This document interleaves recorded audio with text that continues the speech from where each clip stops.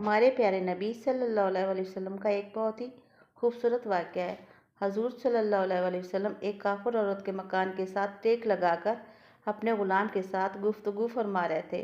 उस औरत को जब ये मालूम हुआ कि हमारे आका उसके मकान के साथ टेक लगाकर बैठे हुए हैं, तो उस औरत ने अपने घर की सारी खिड़कियों को बंद कर लिया ताकि हमारे नबी की आवाज़ उसके कानों में ना चली जाए। उसी वक्त हज़रत जिब्राईल अलैहिस्सलाम हाजिर हुए और अर्ज़ की, या रसूलल्लाह, आपकी पुश्त मुबारक इस घर पर लग गई है। तो अल्लाह ताला फरमा रहे हैं, अब मैं नहीं चाहता कि ये काफिर औरत जहन्नम की आग में जले।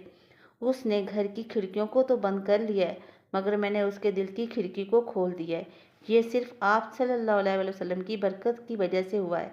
इतने में वो औरत बेचैन होकर घर से बाहर आती है और हमारे नबी सल्लल्लाहु अलैहि वसल्लम के कदमों में गिरकर मुसलमान हो जाती है। सुबहान अल्लाह।